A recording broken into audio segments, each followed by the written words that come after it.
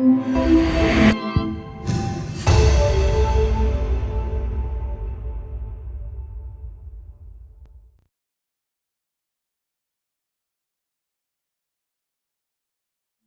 going to introduce the third Glocal talk, which is called the Glocal for the Future, Design and Societies.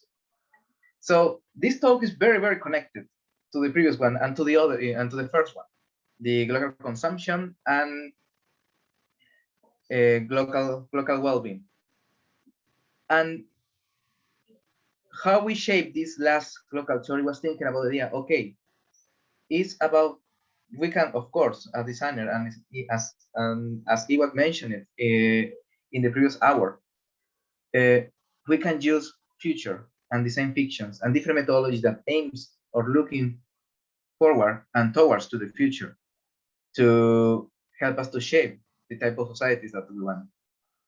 So in this process, we are always looking for new ideas and principles to enrich these design processes that we're using, and also to looking for how we can improve their contribution to different realities and societies around the world, just by complementing the idea that we are not living just in one society, we're not living in just one general context.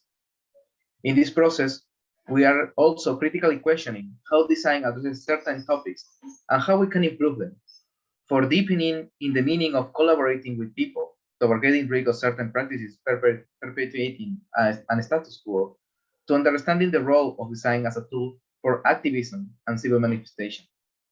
In this talk, we want to explore how design can help us shape a more equal, just, and fair future for societies around the world. For this talk, again, we call two great personalities that will help us to talk about this topic in a very informal way, like as you already experienced with the previous two locals. The first one is Mariana Fonseca Braga. She's a postdoctoral research associate international in Imagination, Lancaster from Lancaster University.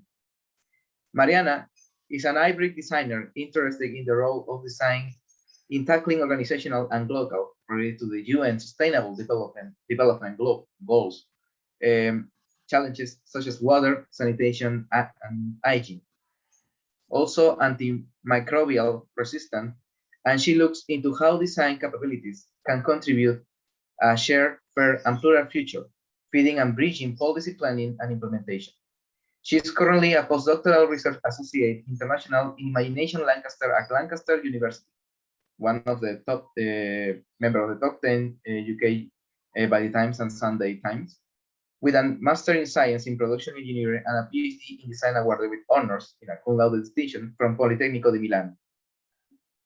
Her recent publications look at the design value and challenges in organizations and design for community resilience during and beyond the COVID-19 pandemic. And also, we have Carlos Montana. He is a founding and associate professor and assistant dean at Dubai Institute of Design and Innovation, the DIDI, of the United Arab Emirates. And also he's from Colombia. Professor Carlos Montana has a PhD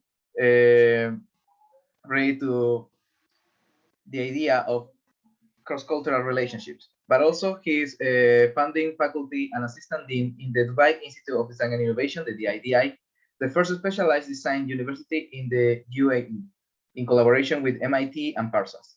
A multi-award winning design and academic leader, Professor Montana has 30 plus years in experience in Colombia, Italy, Japan, and Singapore, Australia, and the UAE.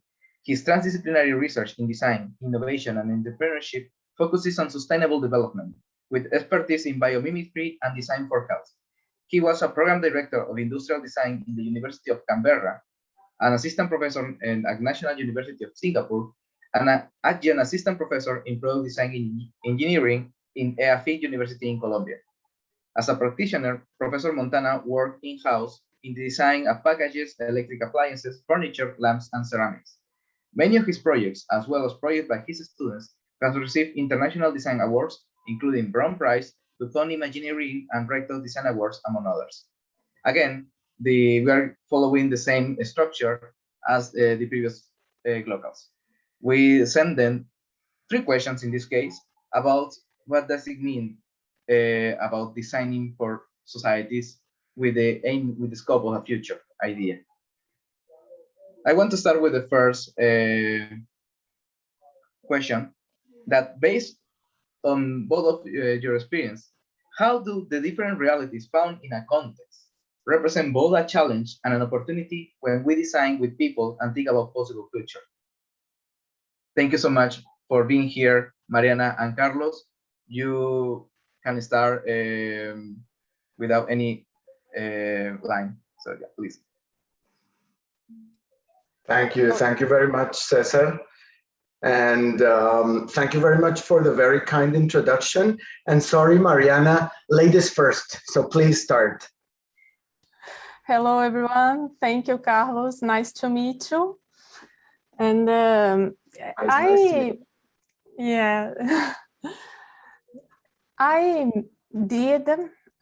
prepared a quick presentation to ask each one of the questions. May I share with you all? Please go ahead.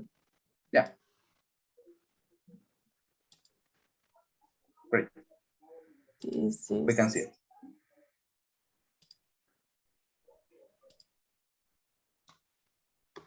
Can you see? I think you need to reshare it again. Now we can see it. We can see it. Yeah.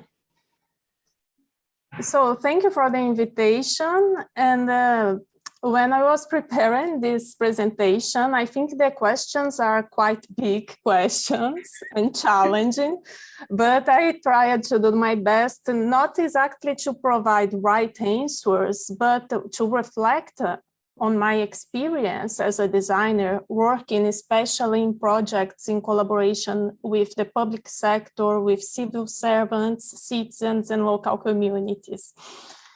So this was the first one that Cesar has just repeated to us. And when I think about these projects, I think the challenges, we want people to participate and to participate actively in the decisions that affect their lives, right? Through these projects and design interventions in the public sector. However, nowadays we talk a lot about being inclusive and diversity, but I think it is important not only to be as inclusive as possible, but it is about how design can contribute to bringing the people's life experiences to this process, to inform policymaking, for instance. It is also about not the creativity only of the designer, but how designers can facilitate creativity in others, not in designers themselves. So this is challenging as well. And another point is about in this process that should generate public good and public benefit, how we can ensure that people's voices are heard, you know, and that the community is represented, as sometimes we cannot have all community members participating in these initiatives. And I see another challenge as well is regarding the public infrastructures and regulations. Sometimes we have great ideas from citizens and communities, and considering the current regulations in the public sector, we are not able to implement those ideas. So I think can you hear me? I am here. All right. So I think also the public sector needs to rethink itself to incorporate innovation. And another point, because as we are talking also about the policy intervention, it is important that these initiatives could be multiplied, that we could have kind of scalability, sustainability, and impact in the people's lives. So this is still a challenge in my point of view for design and designers, how to evidence and to make an impact through these interventions. And the opportunity I see mostly related to reinforcing and building upon the principles of democracies and how this can lead to equitable futures. And also, we know that participation is the main principle of democracy. And about that, there is this amazing book from Amartya Sen, The Economist, Development as Freedom. And Amartya Sen actually explains to us that that is not just about the participatory capabilities of the public, but it is also about how we have public policies that support, that enable citizens to participate in these decisions that affect their lives. And so I quoted him here. He talks, the expansion of the capabilities of persons to lead the kind of lives they value and have reason to value. These capabilities can be enhanced by public policy, but also on the other side, the direction of public policy can be influenced by the effective use of participatory capabilities by the public. The two-way relationship is central. And he also mentioned something very important in my point of view as well, is the importance of knowledge and basic educational skills in order to deploy effective participation. And when it comes to design, I think participatory design gives us good resources about that. And Sanoff, for instance, explains that participation goes beyond voting and public consultation with preset alternatives, but involving the engagement of citizens in the creation and management of their environment and enabling them to make informed decisions. And just to conclude this question, I think, for instance, co-design can be a way, but as mutual learning, as Paulo Freire also talks about how we can learn from dialogic practices, from dialogues with others, rather than, designers proposing the complete solution, but how can we learn from lived experiences of others, and how designers can facilitate this process, not just empathizing, because empathy sometimes is possible, sometimes it isn't. Sometimes it's more about actively listening to understand the real needs. And also sometimes it's about helping people to make informed decisions, like translating scientific knowledge into accessible language for the public, and also about stimulating the creativity in others. Thank you. This was the first answer. Thank you so much, Mariana. I will stop sharing. Wow. Thank you, Mariana. And you prepared such a detailed presentation that it makes me feel like the bad student, because I was thinking more of an informal panel and an informal conversation rather than a presentation. But I think that was fantastic. And I would like to, probably I would take the question in a more personal way. And for me, the reflection was more about personal experience of the designer and how that translates sometimes into framing challenges and opportunities.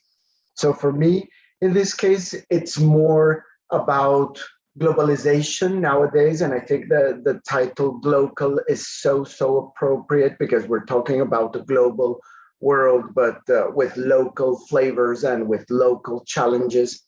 And personally, for me, it's also about cross-culturality.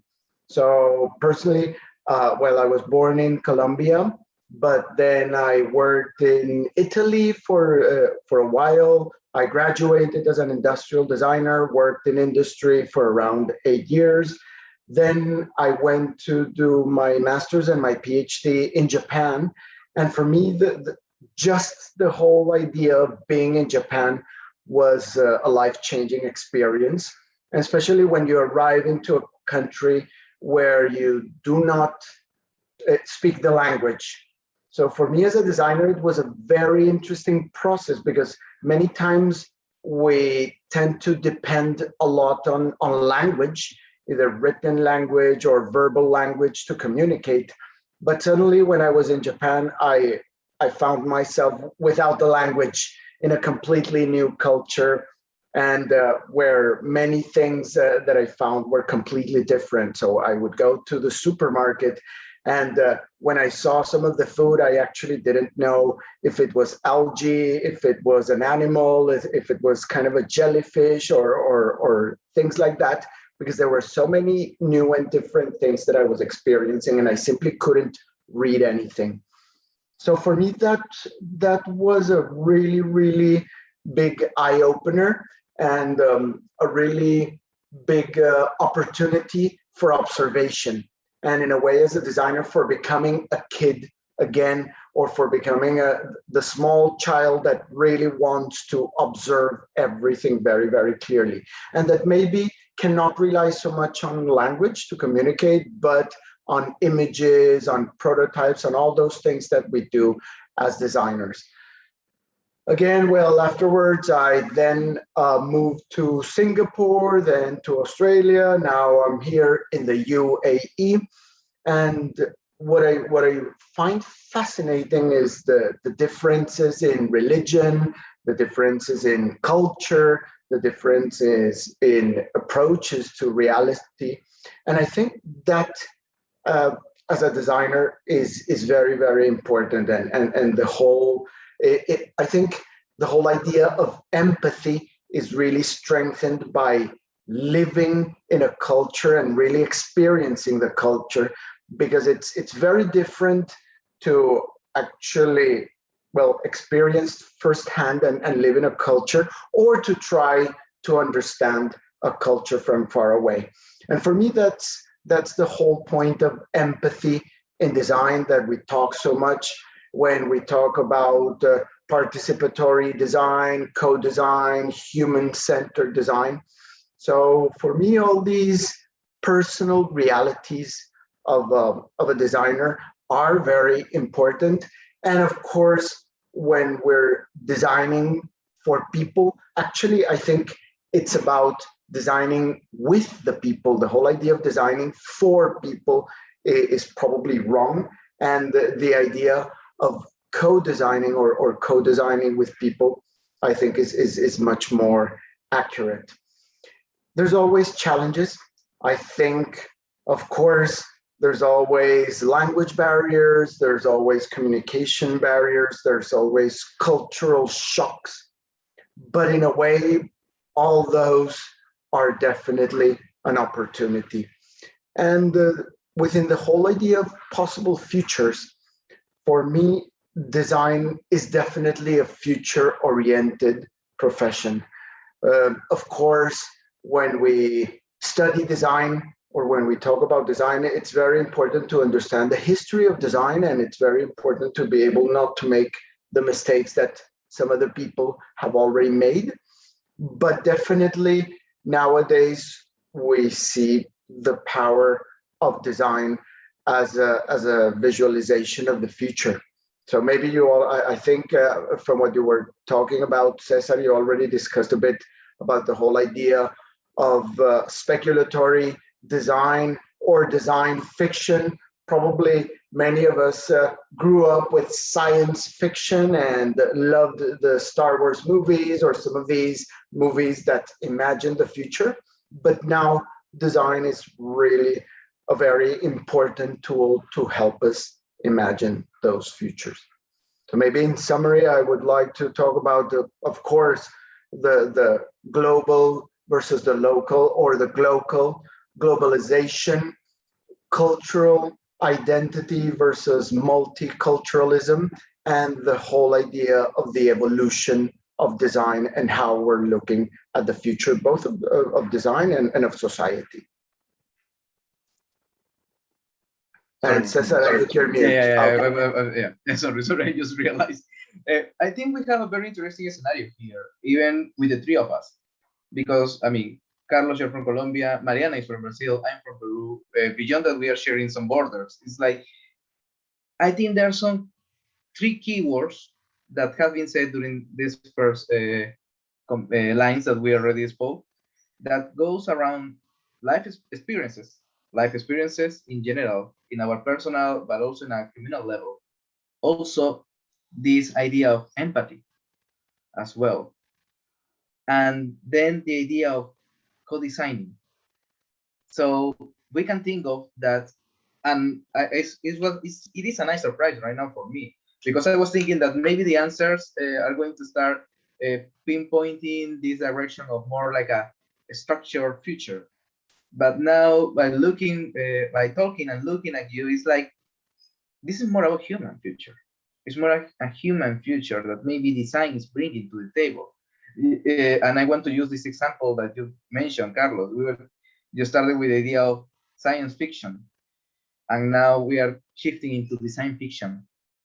And design is a very human is a human phenomenon per se, and that's actually what makes, I think, design have this necessary approach to empathy, or at least requires designers to be empathic, because we need to understand life experiences, and these life experiences are developing into this idea of infrastructure, which also Mariana mentioned during her participation. And I think it's a very interesting idea, how infrastructure can help us. And what do you think about this question? And if you want to answer per se, is there going to be an answer? Because I like complicated questions. So sorry in advance about the big questions. What do you think about infrastructure, or at least start thinking we as a designers about the infrastructure that is required to understand life experiences, but also with this empathic approach or this empathic vision? How do you see based on your experience again? Yep, that is a big question again, but I like questions, and I also ask many questions as well, so fair enough. But I think empathy, in my personal experience as a designer and also observing others, is not always a reality, because sometimes people have very different life experiences, and it may be cynical to think that, you are empathic enough to feel the feelings of others. But I think it is important to care for others, to care about the world, about other points of view, about others' perspectives. You care, to show that you care and try to understand. So I think it is more reasonable than talk that, designers are empathic, because sometimes they are not able to, and even they don't have the same life experiences to say, I can put myself in your shoes. This may be cynical as well. So sometimes I think it is better to care about and to listen, actively listening, and what I learned from these people's lived experiences and how this can inform the designing of a better world instead.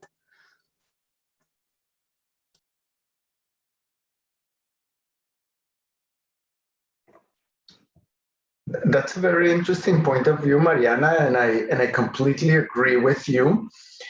And yes, empathy, I still think it's very important, but it's probably not, let's say, the holy grail in a way. Now, Cesare, we're talking a lot, and probably as designers, we tend to think a lot about human-centered design. And we still think that it's very, very important. But there's even now very interesting critiques around human-centered design. So people that are talking about post-human-centered design and post-humanism. And the big critique is that human-centered design is still very much centered on the human being. And that centrism in people is still very much related to the anthropocentrism that in a way creates many of the problems in our planet that we have today.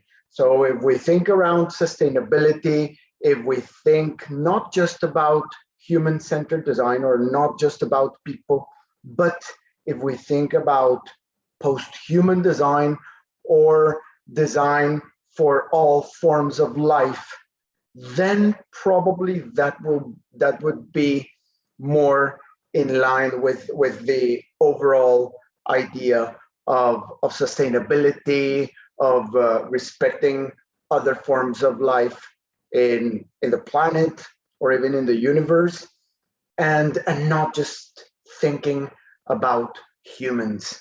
So probably one of the features of design is precisely not just thinking about human-centered design, but post-human-centered design. And would we design for plants, or are we going to design for bacteria? I think those are some of the questions that some researchers are asking nowadays, and I think they really also open new possibilities, and especially new possibilities around biological approaches to design. Yeah, that reminds me a little bit of an essay that I read a couple months ago, almost a year actually, that it was how we can design for birds. And it was a perspective from an architect, and he was trying to be not necessarily empathic, but care about what is the mindset of a bird. So it was like a kind of very curious, particular exercise in which, okay, how do I, and I think what Mariana, in complement to what you said, is interesting, this idea of care, because in reality, I don't think you can be empathic towards a bird or an animal or a bacteria, but you at least can care or understand what is happening around said entity or said a non-human actor in a context, in a specific context, right? And yeah, I think this problem that we are facing right now and looking towards a future or futures about the idea of anthropocentrism that lead us to egocentrism about the human as the dominant species around the world is kind of a problem. And I think, yeah, it's a nice way to start, because we can, of course, we can be very humanistic, and we use humanistic as a way to try to show the kindness and the good things, right? The right values of saying we are a humanistic university, we're a humanistic idea, also we're a humanistic country. But yeah, it's like, but not necessarily humans are 100% good. Like that approach is not necessarily the best. So maybe it's about we care about the others, and that about the others is what leads me to the second question, that what does it mean actually to collaborate with different actors with different skills, abilities, perspectives, and opinions? And now I'm realizing that maybe I should reframe that question, because we are talking about actors in terms of human capabilities, in terms of skills, abilities, but maybe also non-human actors. So this is an interesting shift in the question in itself. So please, if you want to think about this second question, go ahead. There's no order here, so please, Mariana, I think you already unmute yourself, so please. If you want to share again your screen, if you have a may I? Sorry about that. Please, no, it's okay. I could be more informal as well. Though. Yeah, no, it's more informal. It's not that Carlos was the bad student. Actually, you're more like a good, very good student. Oh my God. Yeah.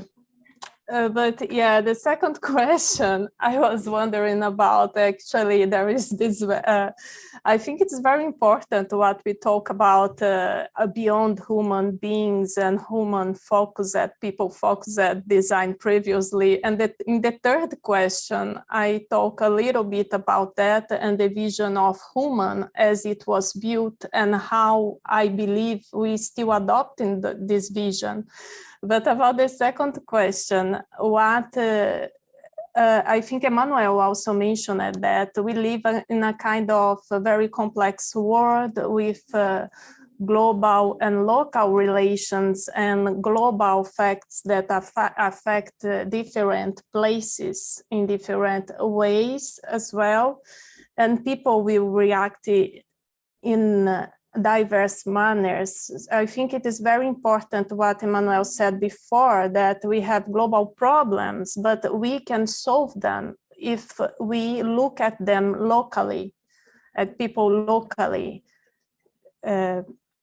And when you asked about working with, the question was about working with people, right? What does different actors. Yeah, Yeah, actors. and like I said, Yeah. it was originally was thinking about human, but now with this Yeah. Answer or like Yeah, it's like, yeah, we can go beyond that. Yeah. Initially, without this addition, I thought about Limits to Growth. That is a book that was led in a big work that was led by Donella Meadows from Systems Thinking. And in that book, they showed through computer models, they tested different scenarios for the future of the world, simulating different kinds of policies, technology change, market change, and they concluded that policy, for instance, is a critical point towards sustainability, and especially looking at the long term. So we should be more long-term focused. And another point that they made at that time was that if we keep the business as usual scenario, if we still doing the things the way we do, thinking the way we think, we would be in a world collapse by 2030. I don't know if this date is related to the Global Sustainable Development Goals, but it is perhaps a coincidence. And another point that they made that I think it is very important, and there are other studies that corroborate that, is that we need a societal shift rather than just technology focused or market focused shifts. And here I will just read their quote about that.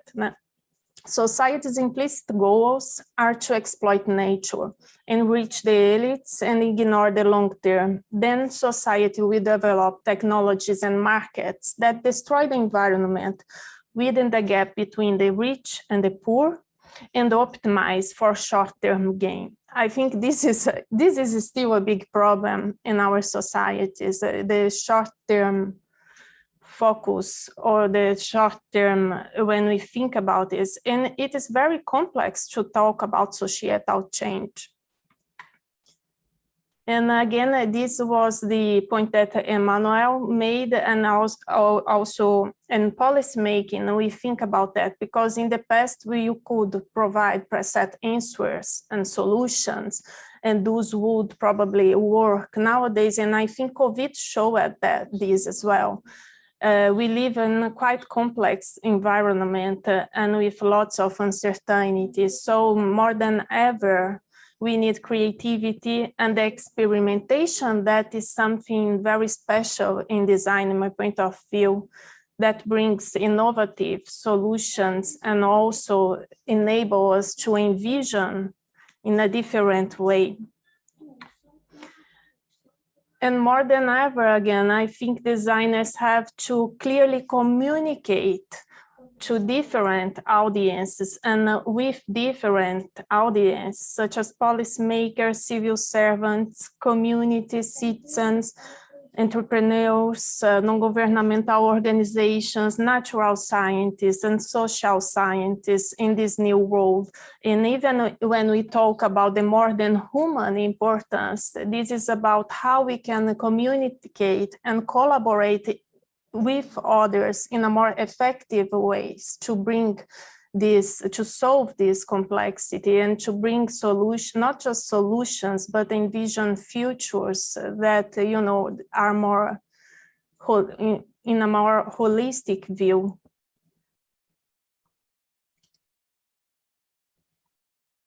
That's it.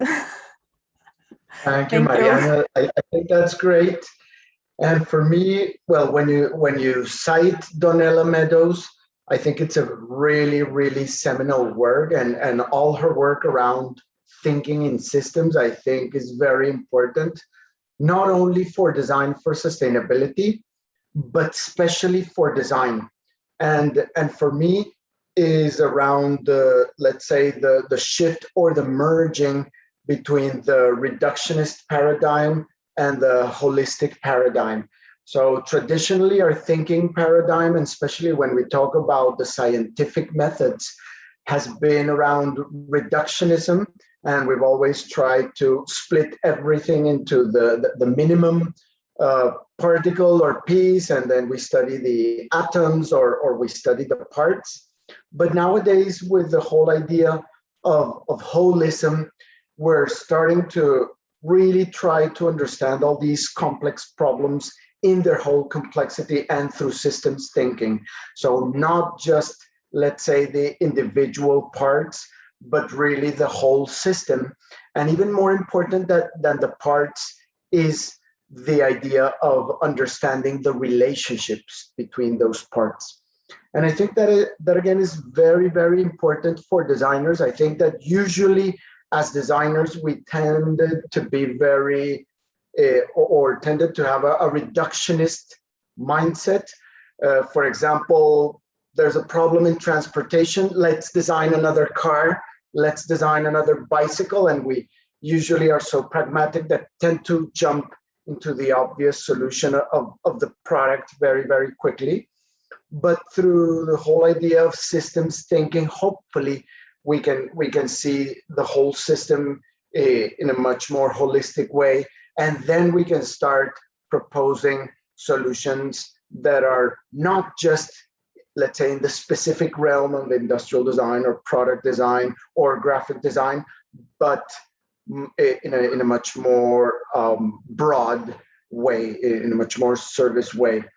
Now, for me, the interpretation around the idea of collaborations and different skills, abilities, and perspectives, for me, brings the topics of interdisciplinarity, multidisciplinarity, and transdisciplinarity, which is something that is often discussed in academia and that is often, in a way, desired, but actually very, very difficult to achieve. So usually we tend to work in ways that are interdisciplinary, where we, in a way, share or cross-compare different tools and methods from different disciplines, or we borrow methods from other disciplines. Then we have the multidisciplinary approach, or the multidisciplinary collaboration, where we, for example, as designers are able to work with engineers, and we're also able to work with medical doctors to try to solve a problem. And then each of the different disciplines provides a point of view and hopefully part of the solution. But I think that this whole idea is changing to what some researchers have described as transdisciplinarity. And especially interesting is the work of the CIRET, and also especially of Basarab Nicolescu, which talks about all these different levels of reality to try to achieve transdisciplinarity. And it's really the whole idea of collaboration that goes beyond disciplinary barriers. Now, again, that theoretically is amazing, it's fantastic, it's what we all aim to achieve. In practice, it's very, very difficult, because usually people from different disciplines, from different backgrounds, we still come with very different mindsets and very different ways of thinking. So for me, the big question is, what's the role of the designer within this interdisciplinary, multidisciplinary, or even transdisciplinary approach? And for me, since I was a student, the role has always been, in a way, as the translator or the facilitator, and the designer, in a way, who is able to speak the language of engineering and manufacture and science and production, but nowadays the designer that is also able to speak the language of business and entrepreneurship, and of course the whole humanization of technology, or the whole human-centered approach. So that's for me let's say, another point of view. And I honestly believe that more and more as designers and in training the designers of the future, we need to aim towards people that are able to work transdisciplinarily.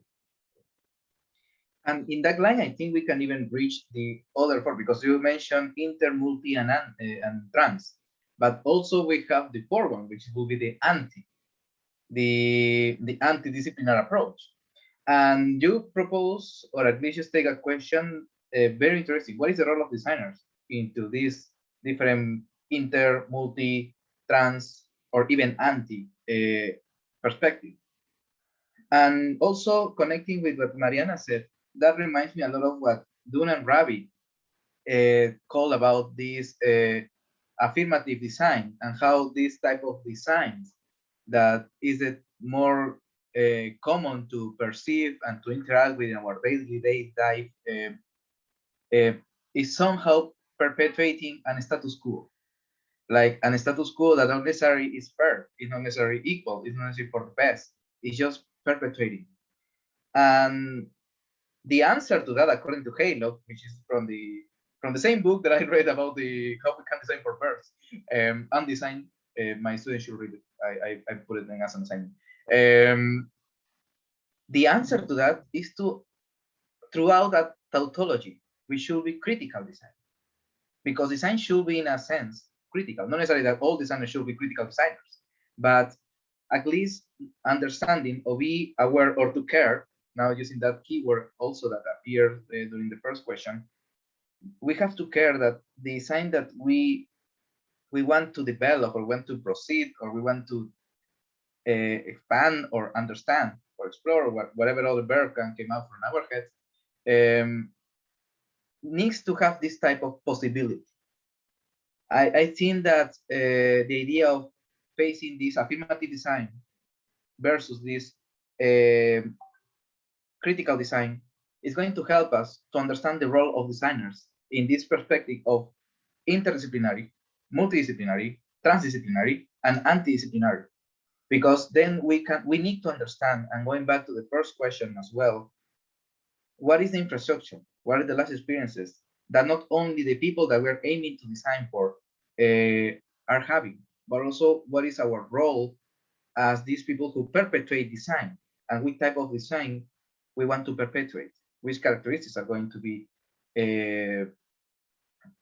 perpetuated for the future designers. Even that, I think the three of us, we have this also educational aspect that we want not only to continue developing, because you're a master, but we're always a student, but also what the new students are going to receive in terms of information and in terms of education for the future, which ironically we cannot know what it's going to be. But yeah, this is a very interesting reflection that I came up with. The question, the answers, or somehow answers that both of you are giving right now. And I want to propose this. We have a question in chat that relates somehow to this idea, to this education. I have it because I have it in intern. I have a, it's not on the normal chat. So how could you, or what do you think about this? How could you develop a project focused on a topic that is becoming relevant in other countries, but the society you choose thinks and believes that it's not as important as those countries? So now going back to the second main question, what does it mean to understand these people? What does it mean to collaborate with the human and maybe non-human actors, and knowing that these different actors have different capabilities? So what do you guys think about this question? I'm going to copy on the chat so you can have it in case you miss it. Yeah. So here, how could you develop a project focusing on a topic that is becoming relevant in other countries, but the society you choose thinks and believe that it's not important as those other countries? So yeah, it's a very tricky question as well. I think that Peruvians like to make very complex questions and deep. I am a Latin American as well, and what I think about that is I think we should think critically as well, because is this global problem as relevant abroad as it is in my country? I think if we are talking about relevance, it is important to look at your context first and be critical about that, because I am trying to make an example, but I think we have such a richness of cultures that are unexplored, such a richness of creativity, and that it belongs to Americas. And sometimes we focus that so much in, and this is about also design education, the perhaps kind of criticism. I think we should value more our ways of designing and our peoples, including the ones that have been neglected for so many years. I think the question here is not about, is this global problem as relevant in my country as it is in the countries that are discussing that? What are the problems here and how can we solve them or contribute to changing something towards equitable futures? So I think it is very important to understand. And for sure, when, for instance, I am focused at, my research nowadays focuses on how we can build equitable futures. That's quite broad. If you change context, you will see that there are differences and you cannot deal with in the same way in different places that you deal with. Yeah, I don't know if I was clear or if I confused more about the talk. It's okay. And I think you put it more clear with your answers, Mariana. Thanks. I have maybe two sides of the coin for that question. So when I think, for example, of a topic that is relevant in other countries and maybe not so relevant in a specific country, how, so should we develop it or not, or how to develop it? I think, for example, all of us who are Latin Americans and grew up in Latin America, probably there was not so much industry in Latin America, or it was not so evolved as it was, for example, in Europe or in Japan, but still all of us dreamed of designing cars or robots or motorcycles, even if there were no factories or industries in the country. And I think design always starts with a dream. So if, for example, in any, I don't know, developing country, there is people that want to start with aerospace design, even though, of course, there is no aerospace industry in the country, I think that it's still part of that dream and part of that role of the designer to bring the future to the country. And I think we just need to do it and to start with these type of projects. So that's what I would say. Okay, if a topic, for example, is very relevant in other countries, is probably not so relevant where we are, should we try to develop it if we're really interested and if we think it's necessary and important? Yes, of course, I think we should develop it. Now, the other side of the coin is what sort of topics we probably should not develop in certain contexts or in certain countries. And then for me, it comes back to the whole idea maybe of care or of respect, especially of respect to the culture.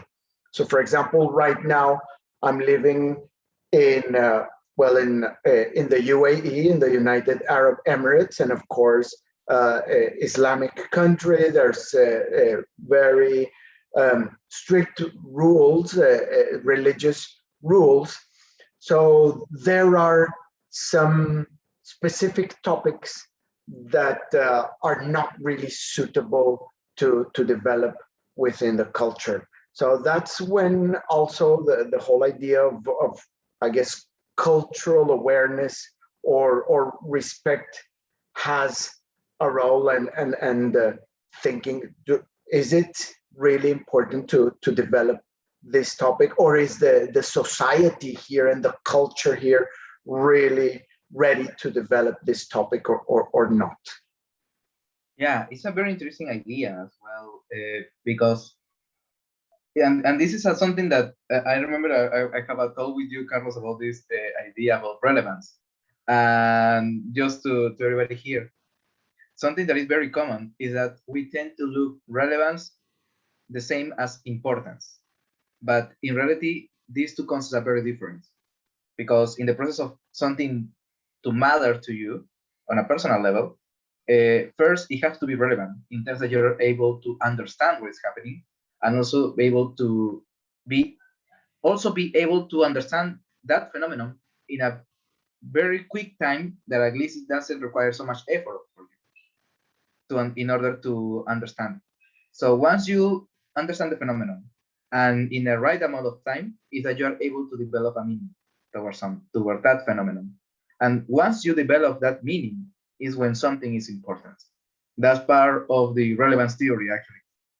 And I was thinking of, now that both of you bring this idea of culture and this idea of education and this idea of context as well.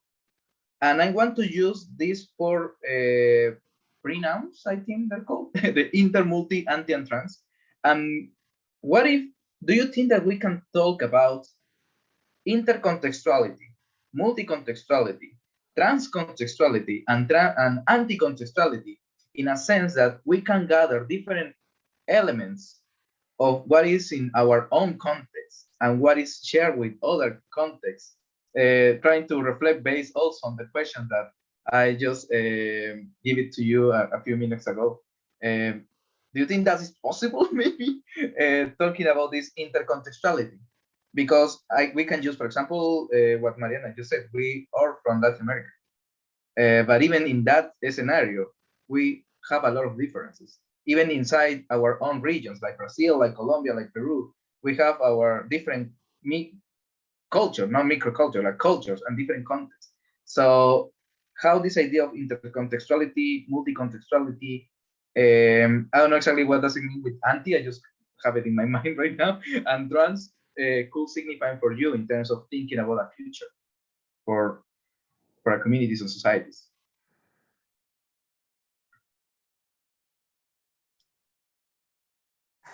A complex question, but I think everything depends on, for instance, even the last question in the chat depends on what are we talking about, you know, because if just to make an example, if you have a problem that other countries have solved very well, and you find synergies between the populations you are looking at, I think it is important what we can learn from other cases. It doesn't mean that it is going to work the same, but what we can learn. I'm not talking about, overlooking the successes in other places, because I think we can learn from that, but we should also know how to identify those cases and what we call as successful and as not successful. So I think this is more about what we can learn from others, and can this save me something, not me, but you are working within a team, or perhaps you are forming a team to deal with some questions, or it is co-design. And beforehand, if you have the opportunity to check and to learn from other cases, I think it is always valuable, even if you can reach out people. Sometimes we think people are not accessible, but if we don't try, you we'll never know.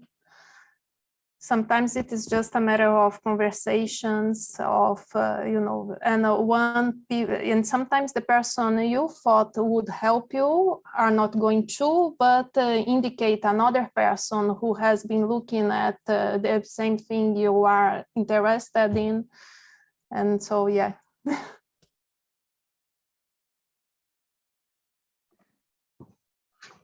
Cesar, I'm still processing the question because the whole idea of intercontextuality and multi-contextuality is very, very interesting. And well, when I was trying to imagine this multi-contextuality, I think that's actually the whole idea of globalization. And probably it shows the complexity of our world and the complexity of our interconnected world. So each of us is right now in a different country, in a different time zone, and we're basically having this chat digitally. And funny enough, we're all Latin American, but we're talking in English. So then the whole idea of multiple contexts and multiple levels is so interesting. Is so interesting. For me, again, it goes back to the whole idea of complexity and why probably nowadays more than ever, being able to understand these issues as a system is very, very important. It does when I was a student, there was a very interesting document by Nestor Garcia Canclini, which was called Culturas Híbridas, Hybrid Cultures. And it was already probably 20 years ago, but it was starting to talk about globalization and the whole idea of the hybridization of cultures. And in a way, the way to explain it was like a cake, like milhoja in Spanish, with many, many, many, many layers. And I think that's the whole complexity of layers that we would see in a multi-contextual project. Now, the question of the trans-contextual is a more difficult one philosophically and conceptually, because then it's kind of, we don't have a context. So that one I'm still trying to process.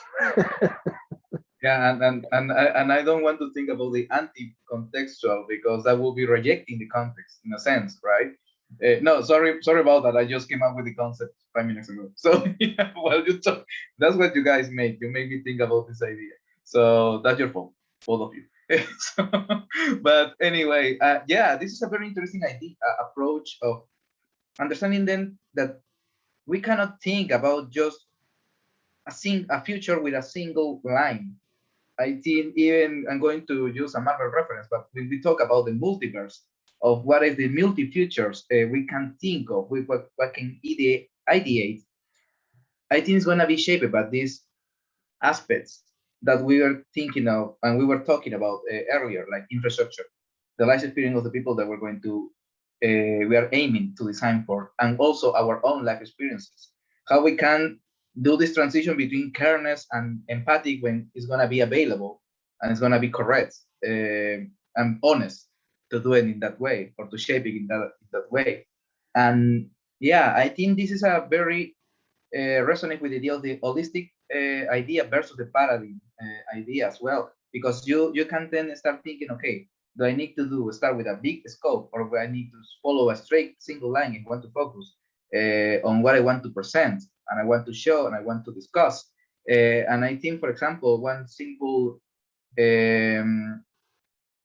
project that actually came up with that, we reflect that idea of future, is, for example, Black Mirror from Netflix, which actually is more about the speculation of how technology and how design, in a sense, design is integrating in these possible futures. Not necessarily to do the right thing, but just to do the thing that is happening in that society, or integrate to that society, right? So it's like, okay, what it's not that you are always saying that technology is bad or technology is good. Technology is a consequence of a contextual reality and a multi-contextual elements that are playing into this scenario.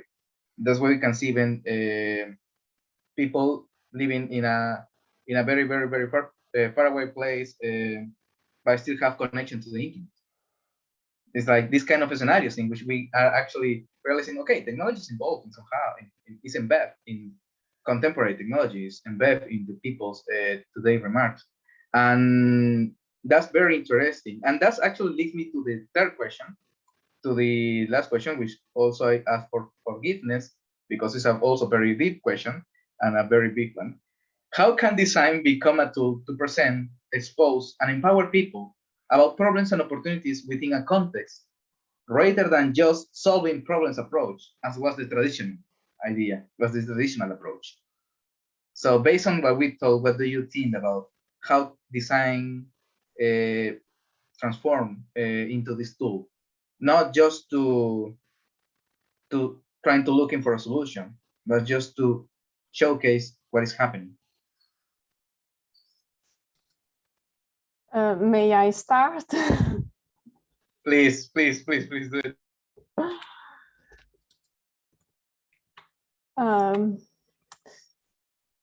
I think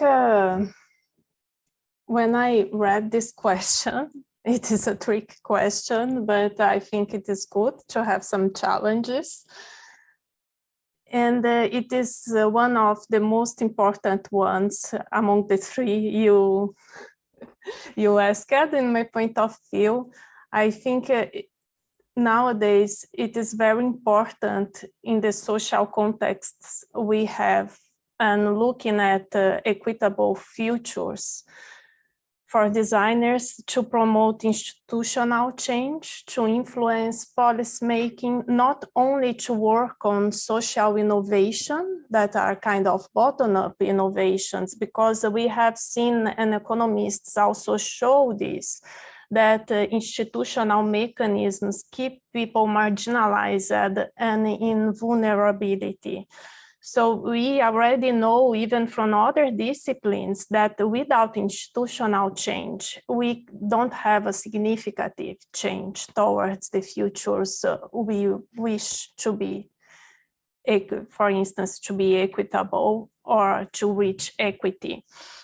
And I don't see a problem about, I see a problem about design approaches that I am going to present. But before that, I think we have lots of design approaches, and it is important for designers through the undergraduation courses and bachelors and so on to learn different design approaches.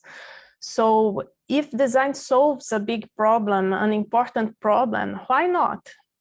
So there is a value if it really solves. So I think designers should be able to understand their context and select what is the approach or how I can adapt this approach to my context. I think this is the skill. It is this discussion, if it is future oriented, if it is solving a problem, if it has a value for the people, for the nature, for the environment, I think this is value as well.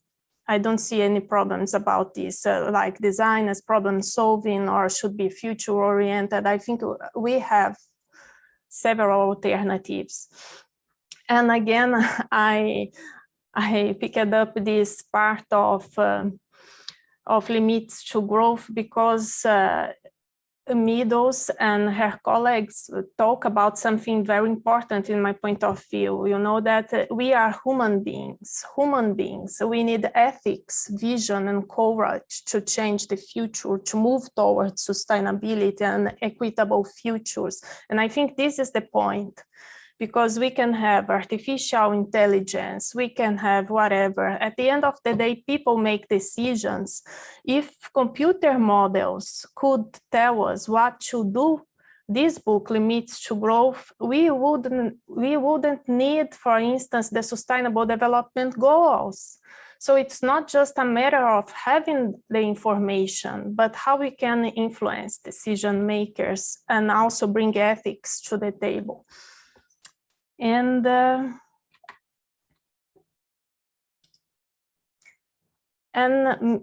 Meadows again in another text about envisioning futures, and she's an environmentalist. And curiously, I have never found something similar in design texts. Perhaps I'm not that informed in the field of future thinking, but she says only a shared vision can be responsible.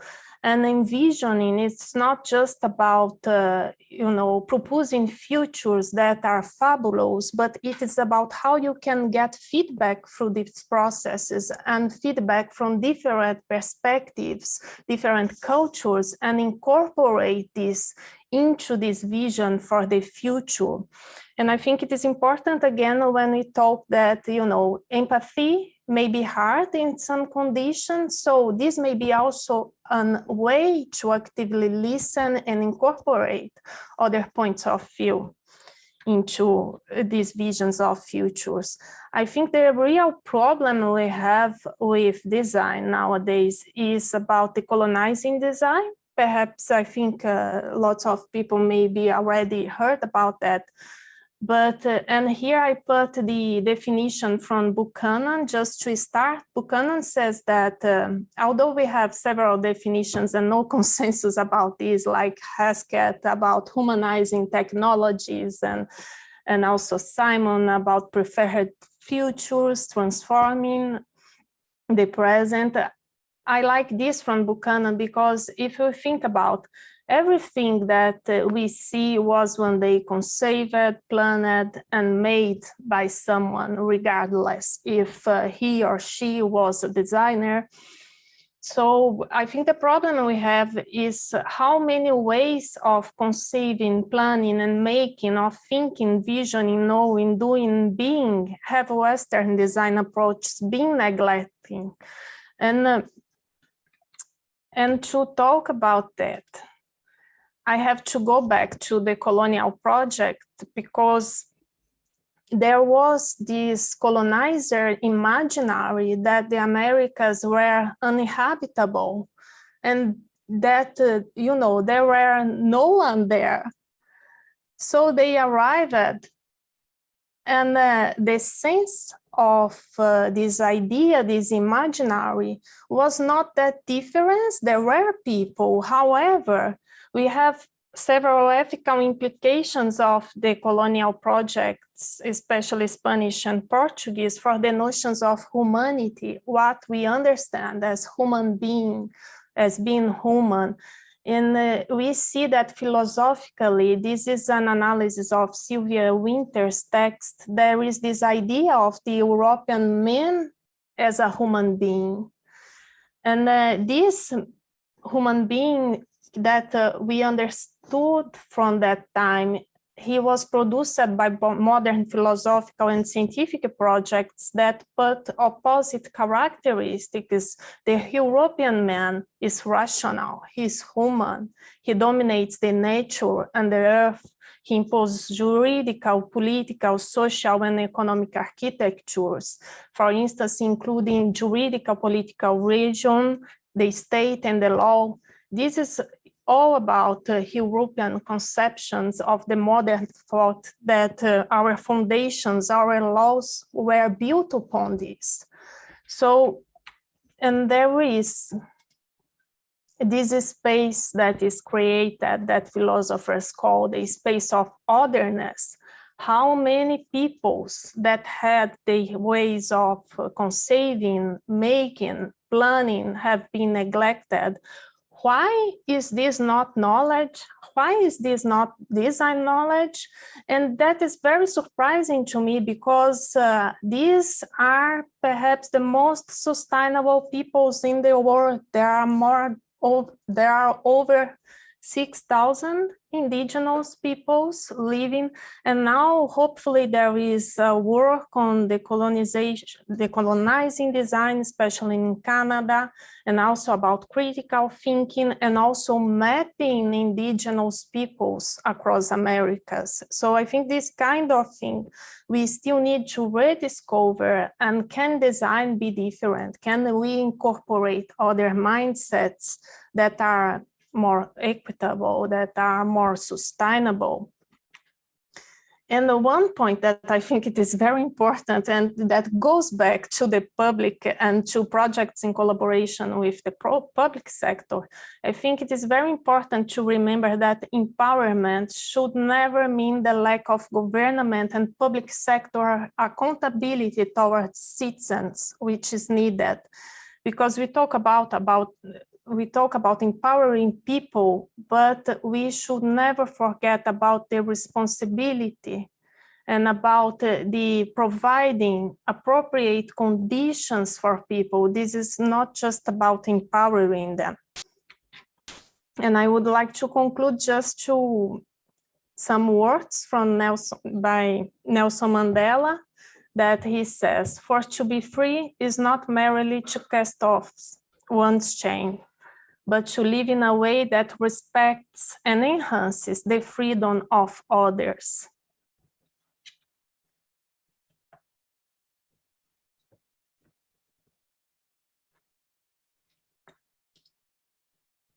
Yeah, that's it. And I think we as designers still need to have other points of view and to find this freedom.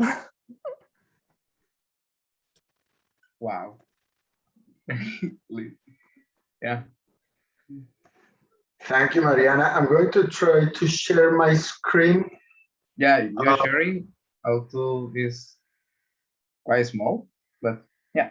Am I sharing now? Yes, but we are seeing your Windows Explorer. Are you sharing? I was sharing. No, I was, so probably I shared the wrong screen. Okay, maybe now. Can you see my presentation? Mm-hmm. Oops. Yeah. The one based on cross. So when Mariana was talking about the Buchanan and well, some of the, let's say, classics of design research, or of research into design through design, I actually thought that probably one of the very interesting approaches is the one proposed by Nigel Cross in 2006, where he actually proposes that design should be understood as an area of knowledge. And he says that the humanities are basically concerned with the human experience. And of course, let's say the methods are what we call the literacy. Then the sciences are concerned with the natural world. And of course, the methods are what we call the numeracy, or more quantitative methods. But design, which is concerned with the artificial world, has to do basically with the modeling. And if we really understand design as a new area of knowledge, I think that brings the role of design in society into a whole different level. And well, I'll stop sharing. I just wanted to share that slides, but it does make me think of the evolution of the roles of design, and of course the whole idea of the dematerialization of design. So if we look into design 50 years ago, last century, 1950s, it was very much the idea of the cosmetic role of design, and probably in industrial design, our traditional form making, or even the now infamous styling, where design was basically a way to power marketing and to make things obsolete very, very quickly. and to try to sell. And then that whole idea, or just to make things beautiful. And we have the classic examples by Raymond Loewy and some of the design classics. And then design shifted from these cosmetic approach to a more tactical approach. And there we started to have design science. We started to have probably human-centered design, ergonomics, anthropometrics, eco design, and it became more scientific and more applied. But probably what we're moving towards are the more strategic roles of design. And that again comes with the dematerialization of design. So if in the last century we were thinking about the product itself or the thing, now we're thinking not only about digital, but we're thinking about the design of user experiences, the design of services, and even the design of whole strategies. So design for sustainability, for example, if when design starts to become more political, or when we as designers start to get involved in the government and we actually help design policies, that changes the role of design completely. And in a way, it's also similar to what has happened in industry, where traditional design departments in industry were seen as something that many times competed with the engineering departments, but were usually guided by the marketing departments. But nowadays, more and more in industry, we're seeing that the design-driven companies, or these companies where there's the CDO, the Chief Design Officer, these are companies that are starting to will have great visibility, and it's also showcasing the power of design and the value of design. Another thought that came to mind with a question of the roles of design is actually the whole idea of design thinking.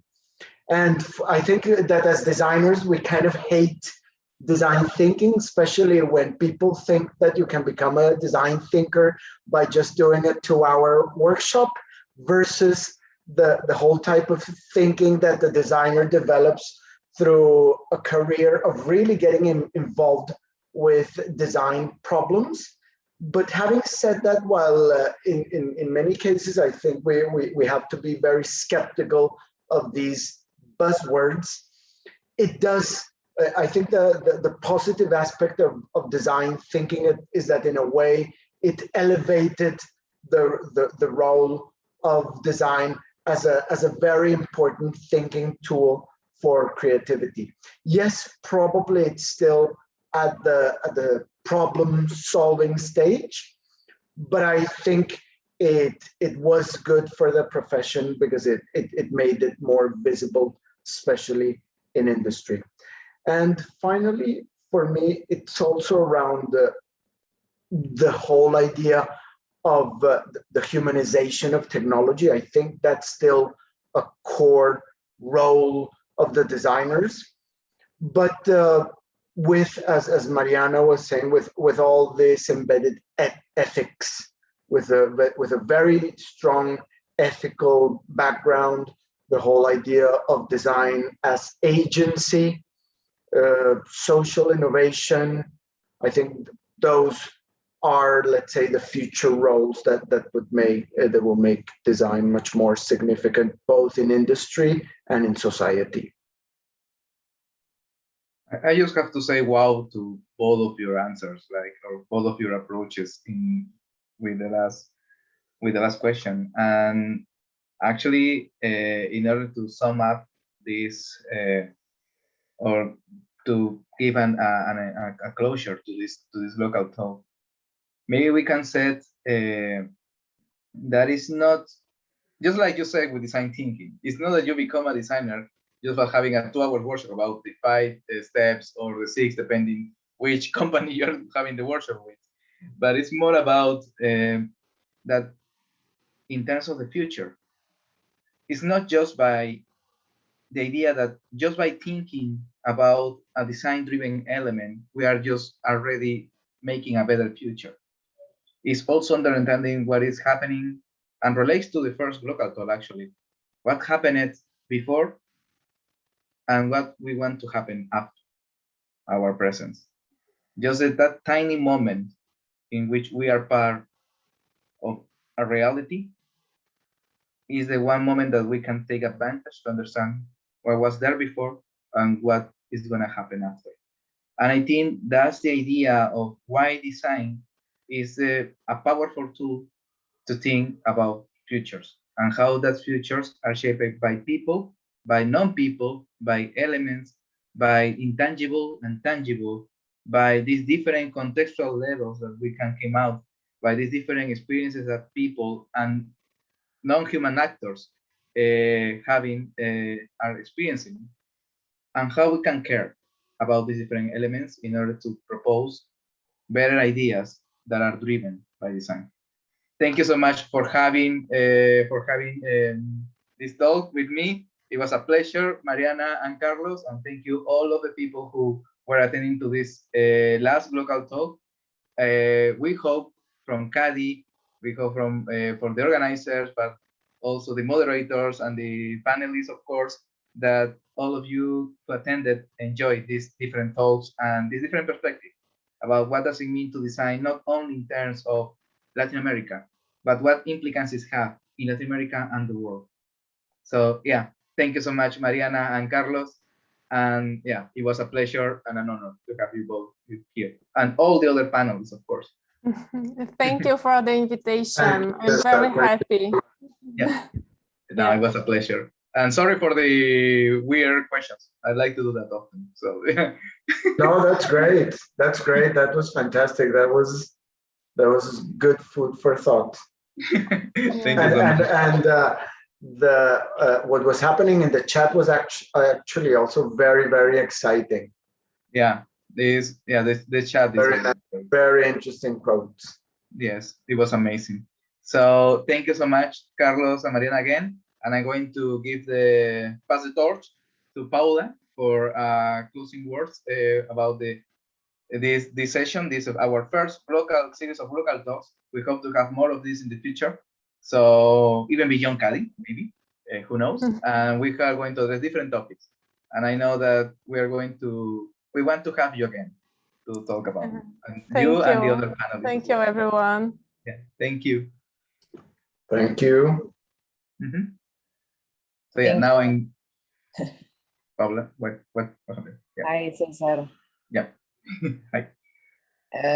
Thank you so much for all of these amazing talks. Thank you to everyone for joining us this morning. And a special thanks to our Glocal Talks panelists, Josie Bota, Valeria Macalupu, A.G. Onchi, Petra Salarich, Emmanuel Secleves, Carlos Montana, and Mariana Fonseca Braga. And thank you to Cesar for moderating these super interesting conversations around such important issues, how to connect with different disciplines, what it means to design in less tangible scenarios, what industry means, what policy means to all of us.